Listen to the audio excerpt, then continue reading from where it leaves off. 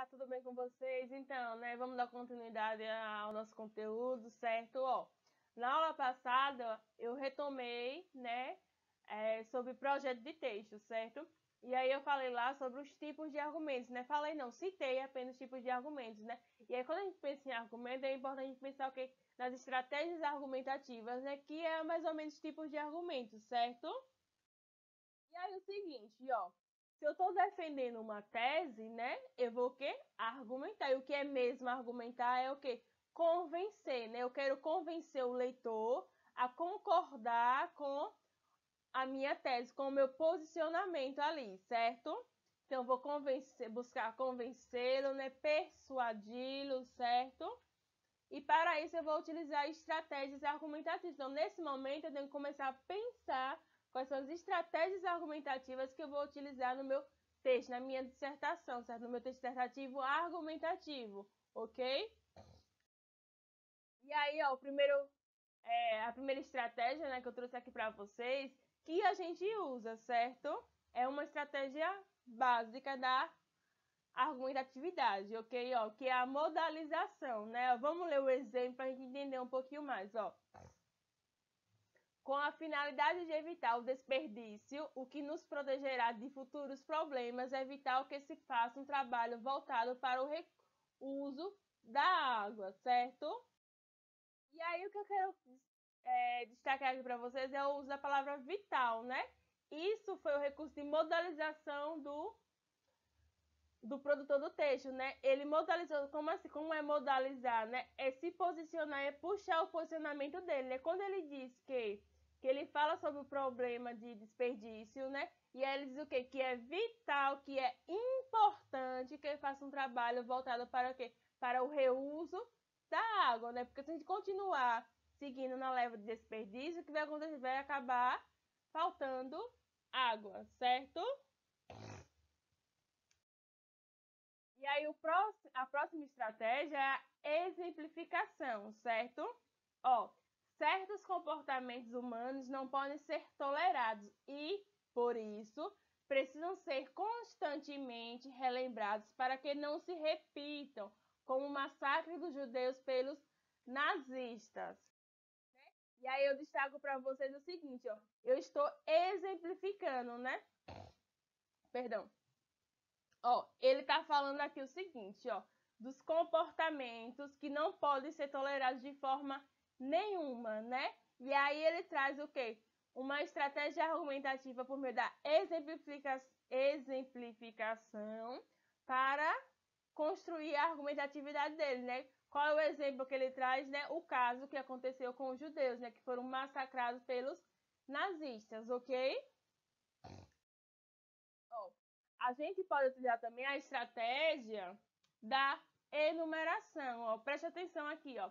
O Brasil, se quiser deixar de ser um país em desenvolvimento e se tornar um país desenvolvido, precisará urgentemente de algumas mudanças, né? Investimentos em educação, saúde, segurança, saneamento básico, emprego, etc.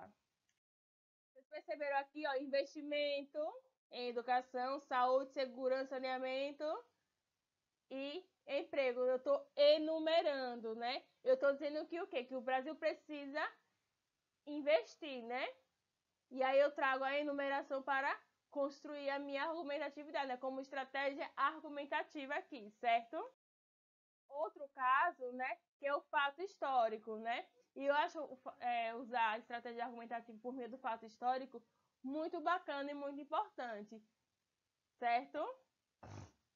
Até porque a gente traz algo que aconteceu nele. Normalmente, quando é um fato histórico, é algo que a gente pressupõe que a maioria das pessoas conheçam, certo? Ó, tendenciosamente, a religião, principalmente a católica, sempre esteve envolvida com a política. No golpe militar de 64, a igreja esteve ao lado dos militares. Só após os seus terem sido perseguidos e torturados, passou a reagir e a lutar em defesa de seus membros. E aí, qual foi o fato histórico aqui mesmo? Ó? No golpe militar de 64, a igreja esteve ao lado dos militares, né? Ai. Ele trouxe essa informação, né? Esse fato histórico para construir a sua argumentação, né? Ele usou esse recurso como uma estratégia argumentativa. Outra forma de se fazer isso é fazer por meio da comparação, ó. Não há dúvidas de que os eventos esportivos nos países em desenvolvimento os ajudam a modificar seu cenário econômico e social. Assim como a África do Sul se beneficiou com o aumento de emprego e com o investimento em transporte, o mesmo ocorrerá no Brasil. O que foi que ele fez aqui? Ele fez uma comparação com o Brasil, né? Aqui hoje foi mais ou menos na época da Copa. E aí o Brasil investiu, né, no esporte, né, em eventos esportivos. E ele comparou com o quê? Com a África. A África fez isso e foi algo positivo. Então ele trouxe isso e fez uma comparação, uma analogia para o Brasil, né? Eu posso fazer isso, por exemplo, com séries, né? Vocês lembram que eu passei na atividade, logo quando a gente entrou com as aulas foram suspensas, né, que a gente ficou à distância, eu passei dei um tema para vocês, né, e eu passei para vocês, né, assistirem filmes ou séries, né, e perceber a temática e construir um texto curto, né, fazer um resumo, né. E na aula passada eu entreguei, né, a proposta de redação com o mesmo tema e pedi que vocês utilizassem a atividade passada, né? Qual era o meu objetivo? Que vocês usassem a estratégia argumentativa da comparação ou analogia. Por exemplo, vocês podem trazer uma situação do Brasil, era falando sobre o aumento de DSTs, né, no grupo dos jovens, né? E fazer uma relação com um filme, uma série, né? Uma série que podia ser muito bem utilizada é a Sex Education, né? Que ela fala sobre isso, né? Então, isso é uma estratégia argumentativa de o quê? De comparação ou analogia, né? E aí, como vocês têm muito acesso, vocês têm o hábito, né, de consumir muito série, filme, vocês podem começar, tipo, a pensar na série, no filme e também a anotar, né? Olha, a série falou sobre isso, sobre isso. E quando vocês tiverem uma proposta, né, com determinado tema, tentar estabelecer essa estratégia argumentativa, certo? Ou uma obra, né? Um livro, né? Certo?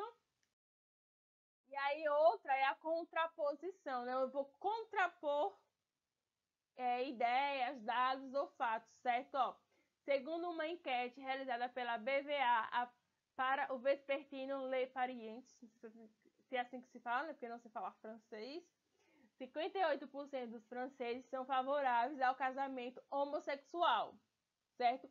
Ante 63% no ano passado. Por outro lado, 50% entre eles não são contrários à adoção homoparental, ante 56% do ano passado, certo? E aí ele trouxe uma contraposição de fatos, né? De fatos do ano passado, do ano atual, e que, de uma certa forma, eles estão se contrapondo, né? Então vocês podem fazer o quê? Essa contraposição de ideias, de posicionamentos, certo? Podem pegar, por exemplo, pensamentos de filósofos que se contrapõem para construir a argumentação de vocês por meio da contraposição, certo? E outra é a causa e o efeito, certo? Onde eu tenho a causa e eu tenho um efeito, né? Eu trago o efeito da causa, eu trago a causa com o efeito, certo? Ó, como todos os outros, o preconceito homofóbico é cultural, né? Ele está dizendo que aqui, como qualquer outro preconceito, o preconceito ele é construído culturalmente, né? É uma construção social, certo? Pois não se nasce com ele. Não se escolhe ser homossexual nem sexual. E aí, ó, o preconceito homofóbico é cultural, pois não se nasce com ele. Aí é a causa e o efeito, certo? Ele usa essa estratégia para construir a argumentação dele, né? Porque ele diz o seguinte, ó, ninguém escolhe ser heterossexual ou ser homossexual. Então, consequentemente, ninguém escolhe ser homofóbico, ser preconceituoso, né? Ninguém nasce assim. Mas a gente é construído assim, né? O preconceito, ele é construído culturalmente, socialmente, certo? Então, ele tem causa e efeito, beleza? E o testemunho de autoridade, que eu gosto tanto, né? O testemunho de autoridade é o argumento de autoridade, né? É quando eu trago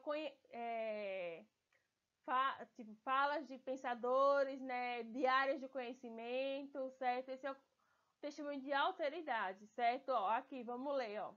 Em segundo lugar, vale salientar como o controle de dados pela internet vai de encontro à concepção do indivíduo pós-moderno. Isso porque, de acordo com o filósofo pós-estruturalista Stuart Hall, o sujeito inserido na pós-modernidade é dotado de múltiplas identidades. Sendo assim, as preferências e ideias das pessoas estão em constante interação, o que pode ser limitado pela prévia seleção de informações comerciais, produtos, entre outros. Por fim, seria negligente não notar como a tentativa de tais algoritmos de criar universos culturais adequados a um gosto de seu usuário cria uma falsa sensação de livre-arbítrio e tolhe os múltiplos interesses e identidades que um sujeito poderia assumir, né? Isso aqui é o segundo parágrafo de desenvolvimento de uma redação do ano retrasado, né? Que foi falando sobre a manipulação do comportamento do usuário por meio dos dados na internet, né? Não lembro direito, não, mas é mais ou menos isso o tema, né? E aí ele traz o quê? Ele traz uma fala, né? Um pensamento, na verdade, de quem? De Stuart Hall, né? Esse daí é uma estratégia, um argumento de autoridade, né? É um argumento baseado em um pensador, certo? Então, vocês podem utilizar as aulas de história, de filosofia, de literatura, certo? Para construir argumentos de autoridade, certo? Ok?